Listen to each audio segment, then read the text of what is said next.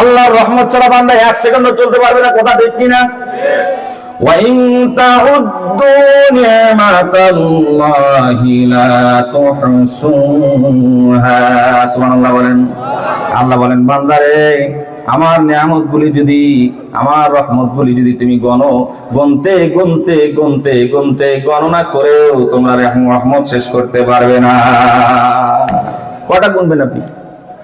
আরে বাপরে বাপ, আল্লাহর রহমত খাইয়া, আল্লাহর রিজিক খাইয়া, আল্লাহর আলো বাতাস পাইয়া আমাদের যে দেমাগ হ্যান করেঙ্গা ত্যান করেঙ্গা লাঠি মে গুমুর আন্দার বরেঙ্গা, কথা বলেন।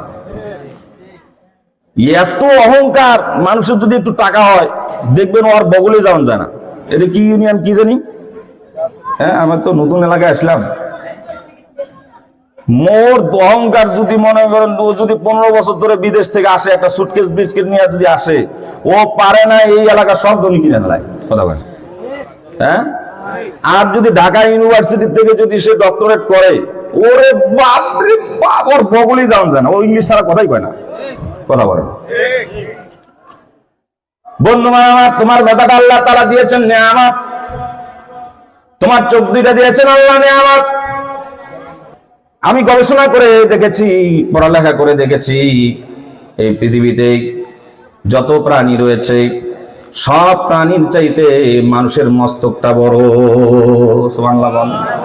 হাতি যত বড় তার মস্তক ছোট, হাতি যত বড় তার মস্তক ছোট, গরু যত বড় তার ব্রেন তত ছোট, কিন্তু একমাত্র শুধুমাত্র মানুষের মস্তকটাই হচ্ছে প্রায় 1.5 কেজি, সুবহানাল্লাহ বলেন।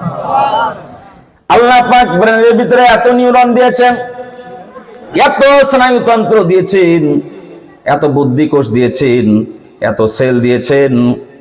সারা জীবন যদি মানুষ গবেষণা করে, খুব ভালো করে বুঝেন, এই মাথা দিয়া যে কূটনীতি করেন, এই মাথা দিয়া যে কুবুদ্ধি করেন, মানুষের অন্যায় অবিচার বিবেচার করার জন্য যে বুদ্ধি আনেন, বন্ধুগণ, এই ব্রেনের ভিতরে যে টিউমার দিয়া দেয় আপনার বুদ্ধি কাজ করবে, কথা কয় না, বুদ্ধি কাজ করবে। এই ব্রেন স্ট্রোক করে যদি আপনি মারা যান তাহলে কি খুব ভালো হবে নাকি? আমি গবেষণা করে দেখলাম সারা জীবন মানুষ যত গবেষণা করে, যত মুখস্থ করে, মাত্র 10% ব্রেন খরচ করে, সুবহানাল্লাহ কয় না? সুপার কম্পিউটার হচ্ছে পৃথিবীর সবচেয়ে বড় কম্পিউটার। পৃথিবীর সুপার কম্পিউটার যদি কোটি কোটি হার্ড ডিস্ক যদি একখানে করা হয়, কোটি কোটি যদি সুপার কম্পিউটার যদি একখানে করা হয়, আল্লাহর দেওয়া যে ব্রেন আপনাকে দিয়েছেন মাত্র 10% সেলের সমানও সুপার কম্পিউটার হবে না, সুবহানাল্লাহ। কালকে সকালে জোরে কই বন্ধুগণ। আবার দেখলাম যে চোখ দিয়েছেন, একটা চোখের ভিতরে আল্লাহ তাআলা আর্টারি দিয়েছেন, রগ দিয়েছেন, সুতার চিকন চিকন রগ আল্লাহ তাআলা দিয়েছেন। কয়টা দিয়েছেন আপনি জানেন নাকি? এই চোখ দিয়ে যে মোবাইল টিপেন, আজে বাজে জিনিস দেখেন, একবার তো আল্লাহ শুকরিয়া করেন না, গুনাহ থেকে বাঁচার জন্য চেষ্টা করেন না। আপনি একটু পড়ালেখা করেন, আল্লাহ তাআলা এই জন্য তো বলেছেন ওয়াফি আনফুসিকুম আফালা তুবসিরুন। বান্দা, চতুর্দিক থেকে তোমার দৃষ্টিটা ঘুরায়া তোমারকে নিয়ে তুমি চিন্তা গবেষণা করো, তোমার ভিতরেই আমার নিদর্শন রয়েছে। আপনার ভিতরে আল্লাহরে খুঁজে পাবেন, আপনার ভিতরে। আপনার চোখ নিয়ে গবেষণা করলে আল্লাহরে পাবেন, আপনার হাত নিয়ে গবেষণা করলে আল্লাহরে পাবেন, আপনার মাথা নিয়ে গবেষণা করলে আল্লাহরে পাবেন। আমি তো অবাক হয়ে গেছি যে আল্লাহ তাআলা চোখ দিয়েছেন, 13 কোটি নাক আল্লাহ তাআলা একটা চোখের মধ্যে সেট করে রেখেছে। আল্লাহু আকবার, জোরে বলেন। কয় কোটি? একটা চোখের দৃষ্টি দেখতে গিয়া যদি 13 কোটি হয়, তাহলে 2 চোখে কয় কোটি? কথা বলেন। 2 চোখে 26 কোটি নার্ভ রয়েছে।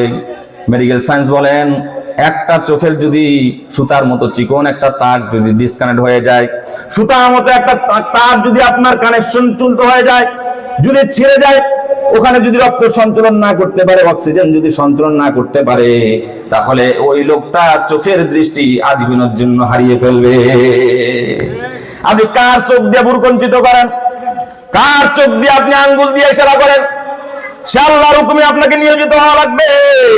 সেই চোখ দিয়ে আপনার ভালো ভালো দেওয়া লাগবে, ভালো ভালো জিনিস দেখা লাগবে, কথা ঠিক কিনা বন্ধুগণ? আর কথা বাড়াবো না, শুধু একটা শেষ কথা বলে যাই। আমার সাবজেক্টে আমি যাইতে পারবো না, কারণ হচ্ছে আপনাদের পরিবেশ আমার সাবজেক্টে যাইতে দেয় নাই। বন্ধুগণ আমার, এই পৃথিবীতে মানুষ যা কিছু করে সব কিছু 4টা জায়গায় লিপিবদ্ধ করে রাখা হয়। কয়টা জায়গায়? 4 জায়গায় লিপিবদ্ধ করে রাখা হয়। আপনার জন্ম থেকে মৃত্যু পর্যন্ত আপনি যত আমল করবেন, যত বদ আমল করবেন, যত গুনাহ করবেন, সব কিছু 4 জায়গায় আল্লাহ তাআলা আপনার কর্মগুলি লিপিবদ্ধ করে রাখবে। সুবহানাল্লাহ না? তার মধ্যে 1 নাম্বার হলো কিরামান কাতিবিন।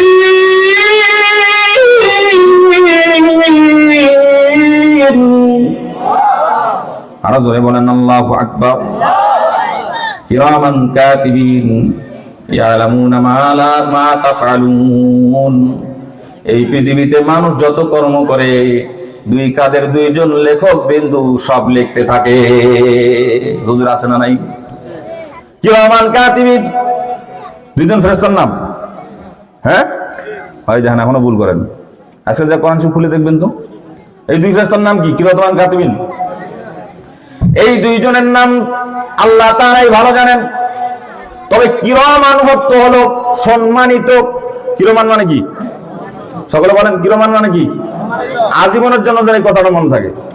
কিরামান মানে অর্থ হলো সম্মানিত, কাতিবিন মানে হলো লেখক বৃন্দু। তাহলে 2 শব্দকে একখানে করলে কি হয়? কথা বলেন রে।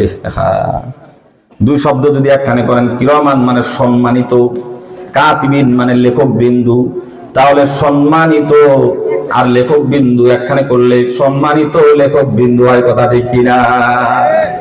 আর কোনোদিন বলবেন না কিরামান কাতিবিন এই 2 ফেরেশতার নাম। আপনাদের মোবাইলে কোরআন শরীফ আছে না? আপনারা আজকে শাব্দিক অর্থ দেখে নেবেন।